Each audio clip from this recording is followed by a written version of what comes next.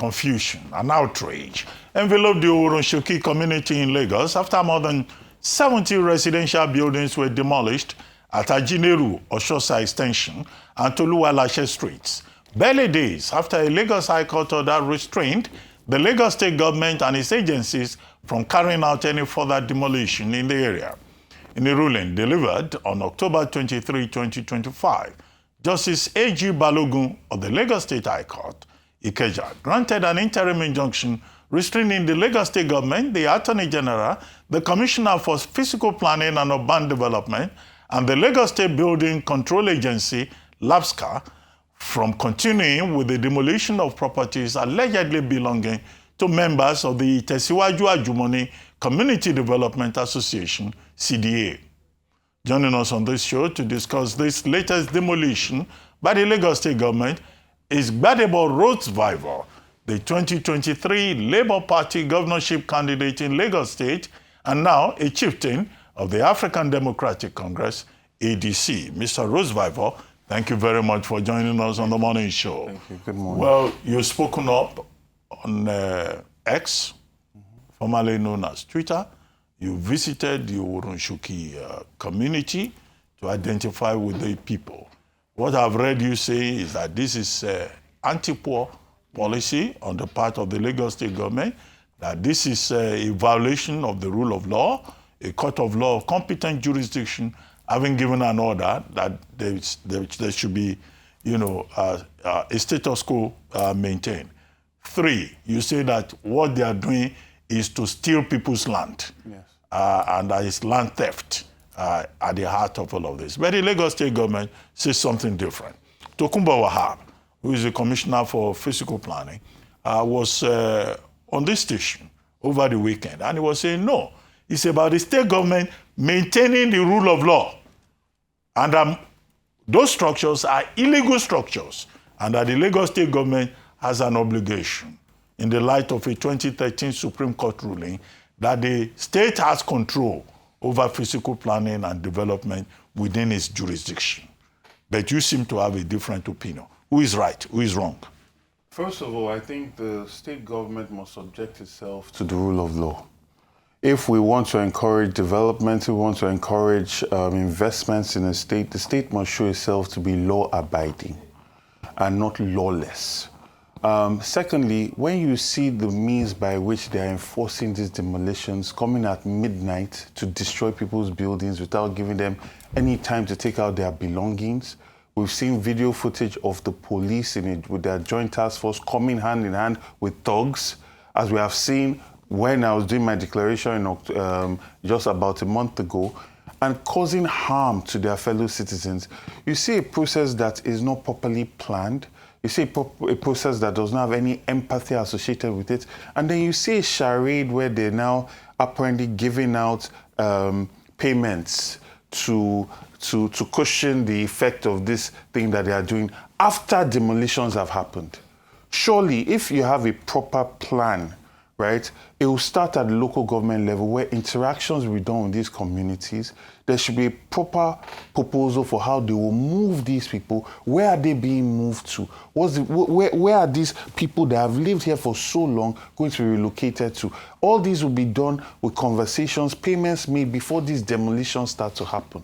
What you see with this charade of this payment, these checks that are given out, and we've seen videos of those residents coming out to say they are not part of it. The people that they've selected a small group of people to do this charade, right? So these people, a huge population reside there. And if the commissioner wants to say that the process, the buildings, they are illegal, what was Lagos State doing when the foundation and the structure started? Because I keep saying it with all these demolition situations, there is no way you are going to build in Lagos, even in the bush in Ekpe, that somebody representative from government will not come and ask what is going on here, seek some kind of compensation or seek some kind of tip or whatever, right? So the government is constantly aware of building structures that are happening. So how come is when it has gotten to the roof, people have lived there for over 10 years, you want to now come and destroy it?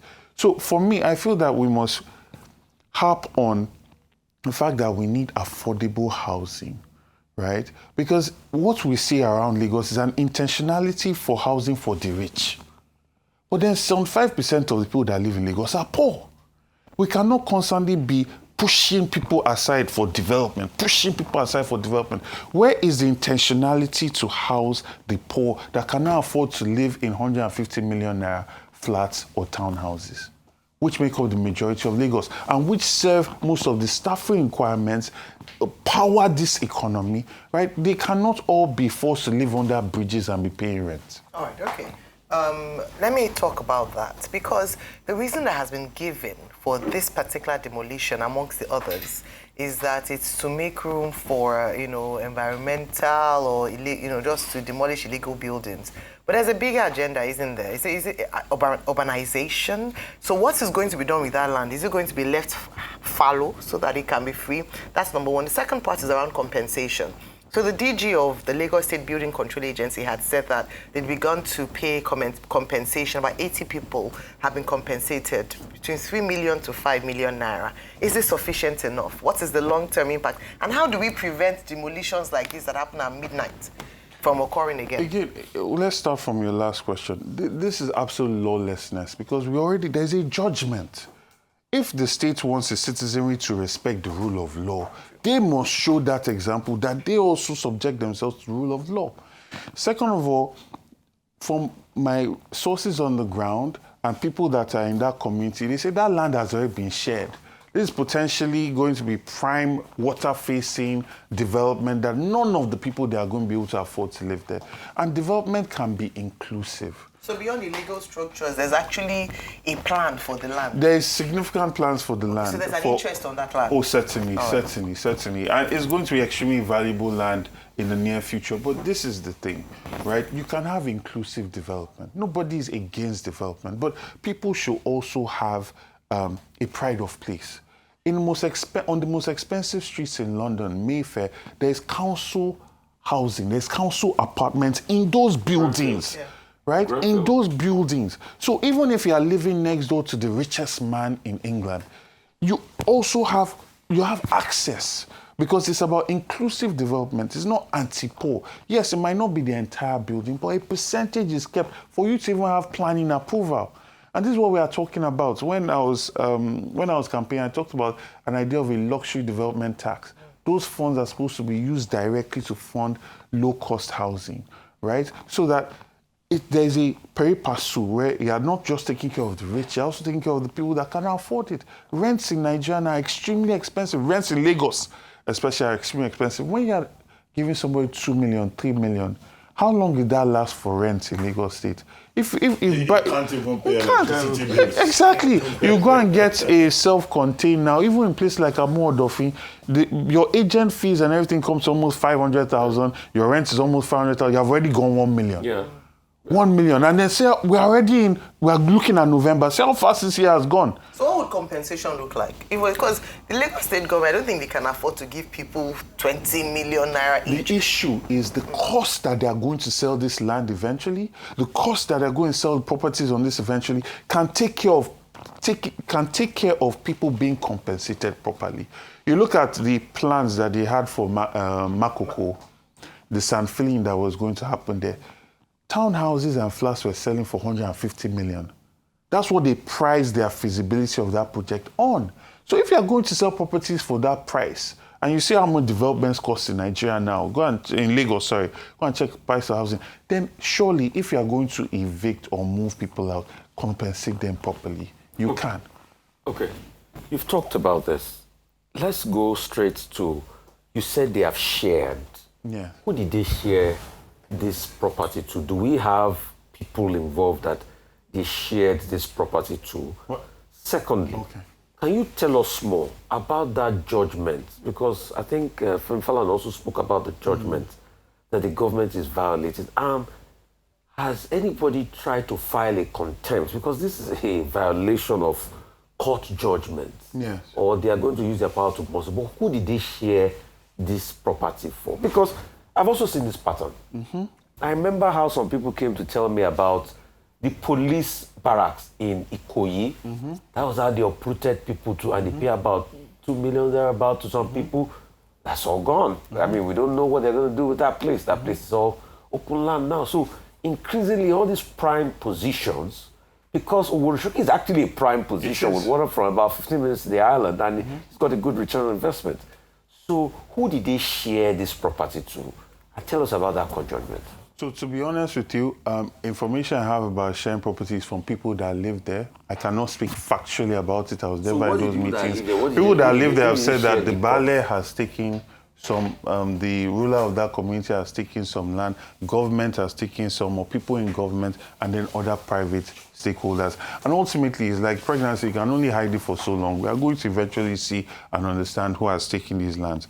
But aside that, your second question was? The court judgment. The court judgment, yes. Tell us more about that court judgment. That court judgment was supposed to restrain government, like you said when you introduced it, from carrying on these demolitions. Now, the issue with these demolitions, first of all, it started over almost 2 weeks ago, where people, even more than that, when people were coming at night and demolishing people's buildings, right? And you had people, I remember when I went there was a gentleman that was talking about how he's a foundational member of APC, and everything he has in his life was in that building, and it was completely destroyed. Like everything he had in life was in that building, completely destroyed. So there was a judgment that was supposed to restrain that from happening, and for proper dialogue and conversation to happen, that should have happened in the first place. Because I believe if you are going to compensate people that live somewhere, it's because you have already done all those processes. They've been carried along. Relocation plans have been met. Even I remember earlier or last year when they were demolishing things, I said, if you want to do this thing, there is no reason why you don't have a positive process where even in their moving of their things, the state can actually support that, right? Because you have actually consulted and you have handled things properly. When you come like a thief in the night. Is it proven that those people don't own the land, they didn't get the approval? And because if you are saying the state should support them, and you're also talking about a court judgment restricting the demolition. Yes. So is that there's a fair complaint that the people already know they don't own the land, that they will still demolish anyway? No, I mean, if there is a court judgment against demolition, then, and if the government is paying compensation, then that means people have rights to that land. Now, unfortunately, think about what it takes to even get planning approval in Lagos State, the process of it. Think about what it takes to formalize your land titling, right? There's a lot of people that own land that has been bought directly from the Bale or directly from families that own that land. They might not have officially gotten the C of O for that place. But the issue here is this: government is supposed to be considerate of the welfare of its people. It cannot just be focused on greed. The real residents that were paid compensation or phantom residents? So that's the issue. The people that live there have come out to say that they have not received any compensation, that the people that are a select few that are loyal to the king of that area, that have been in his support for the sale of that land, and they've just been given compensation. Those are videos that they've put out there. Okay. What will you advise the people to do? Go to court? That's number one. Number two, now, two sticky points in demolition of structures in Lagos State. One, ethnicity. Two, class. When the Lagos State government was trying to intervene in trade fair and also Ladipo market in the Mushin area, the concern was that, the Sanwo-Olu government was targeting Igbos, which the government denied. Now at Oworo, people are saying, well, these ones are Yoruba people. They even voted APC during the election. Even the Bale, who is said to be complicit, is a Yoruba man. So does that cancel out, the ethnic argument, which is usually, very strong in these matters in Lagos? The second thing is class. Now, this same Mr. Tokunbo Wahab has pointed out that, look, there are buildings, blocking drains on the island, even in the heart of Ikoyi and parts of Victoria Island. Now, concerned Lagosians are saying, why is it that nobody has demolished houses in Victoria Island and Ikoyi? And to your point about how some of these policies are anti-poor, do you think that, again, those who make allegation in that direction are right? I 100% agree with that in relation to class and Lagos being a society that is currently driven by greed and anti-poor policies. Everything from Eco Atlantic to all these developments that even if you look at the indirect consequence of the sand filling of those places and what it did to the Oke Alpha communities, what it's done to communities in Korodu in terms of flooding, there are direct and indirect consequences of those kind of buildings and development that is very pro the wealthy. Now, the issue here is this. When you consider how Alhaji Lateef Jakonde was consistent and intentional about providing affordable housing, we've not seen that kind of drive in Lagos for a very long time. Lagos claims they are building all these affordable flats and everything in different areas, and I've seen pictures where the government keep opening them. Yes. Now the question is, what is the cost of that? You can call something affordable, but is it accessible? Have you already sold most of it to your friends, to people that have access to it, as opposed to creating some kind of lottery transparent system where the common man can actually potentially benefit from it? It's just like the example I gave of having council units in some of the most affluent areas. These things are given in a transparent way. It's not about who you know or how well connected you are. And we must start to embrace this intentionality of not just caring about a certain class. Development cannot just be, Lagos cannot just be Dubai, when 75% of the people here cannot afford to live in Dubai. And there can be beauty in low-cost housing. There can be beauty in that intentionality. And that's what we've been pushing. When we talk about targeting different tribes or targeting different areas, there is most likely some truth to that. But for me, more than anything, I feel that when a government has sat back and a building has gone all the way to the roof, and they don't punish themselves for that neglect, for that dereliction of duty, but it's always the citizenry that pays the price for their incompetence, that is very wrong, right? We've not seen the state hold itself accountable. I mean, I've been in construction for a long time.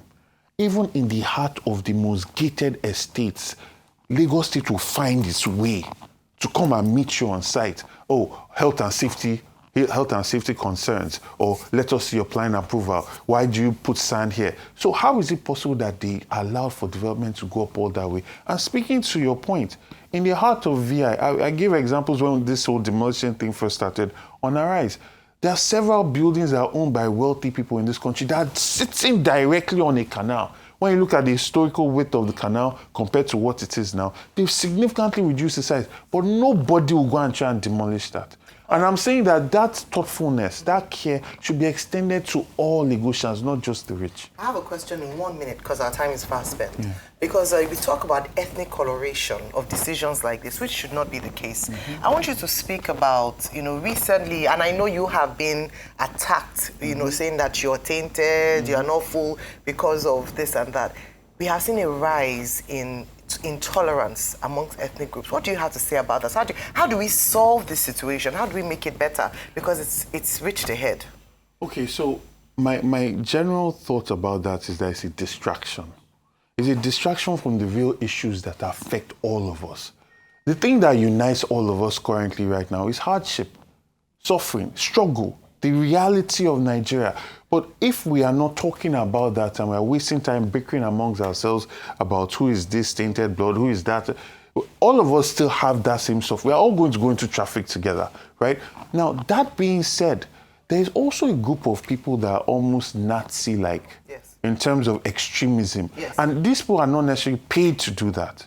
They are a fringe group that the ruling party seems to co-opt when they want to bring division into our politics. And it will still touch everybody because good governance and its implementation is about merit, it's about good ideas, it's about empathy, it's about character.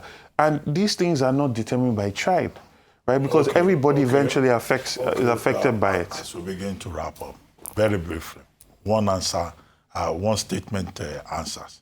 Are you running in 2027? And on what platform? The ADC, I'm a member of the ADC. ADC now? Yes, sir. And you will run again? By God's grace, yes, sir. Okay. Thank you very much for joining us on the morning show.